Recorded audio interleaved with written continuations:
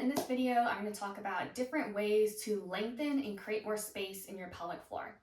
So if you struggle with a lot of pelvic floor muscle tightness or having a hypertonic pelvic floor, this video is for you. So how do I know if I have a tight pelvic floor? So some commons of having pelvic floor muscle tightness are difficulty initiating a urine stream, difficulty or pain with intimacy, having constipation, having even urinary incontinence. So there are a lot of different symptoms.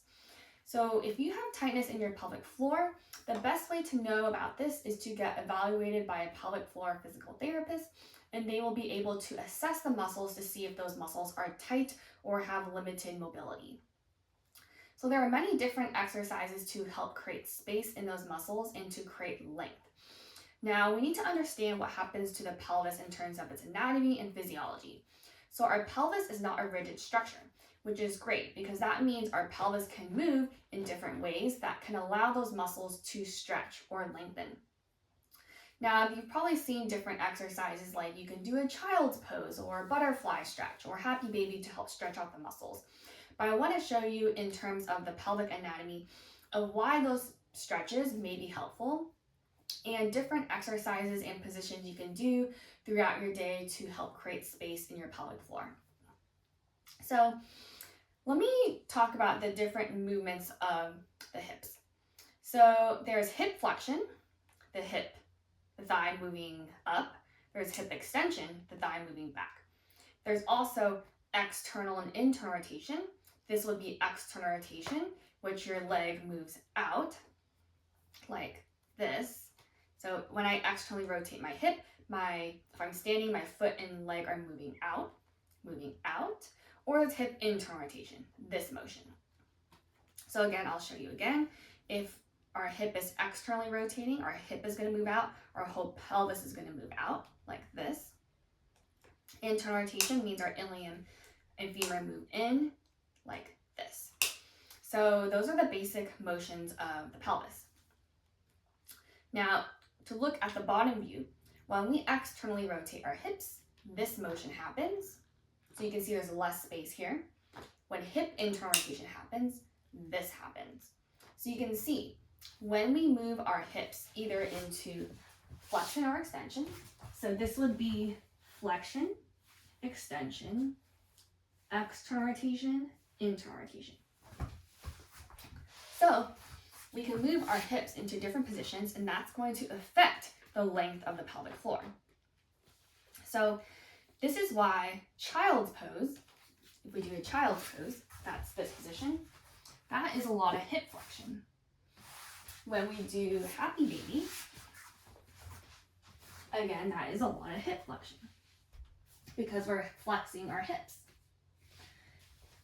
So one of the best ways to help create space and length in our pelvic floor is hip flexion and hip internal rotation, because hip flexion and internal rotation help create length. You see the two sits bones here. Your pelvic floor muscles span from one sits bone to another, and if I lengthen or allow the sits bones to move away from each other, the muscles are going to lengthen.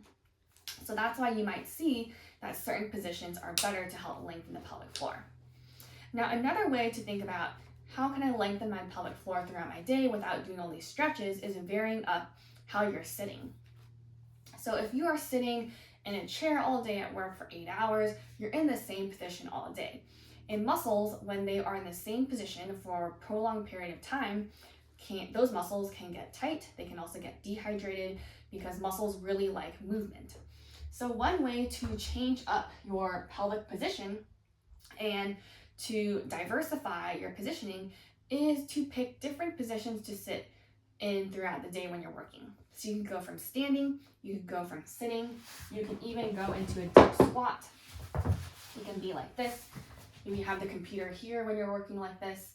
If that's going pretty well, you can even have it like this. Again, a lot of hip flexion, a lot of opening in the back of the pelvis. You can even sit like this when you're working because one hip is internally rotated, one hip is externally rotated. You can switch after 30 minutes. So again, that's just another way to optimize your lifestyle, change how you're sitting so that your pelvis has a lot of variation in terms of different pelvic positions so that the muscles have more opportunity to lengthen. So again, if you have a tight pelvic floor and you're thinking about what can I do to help lengthen those muscles to make them less tight, think about movements in your pelvis that can help with that. So first point is movements that help lengthen the muscles, but second is diversity in movements. So that's why I went over, when you're working at your desk or throughout the day when you're on your computer, going from standing to sitting to squatting to mermaid pose to anything like that.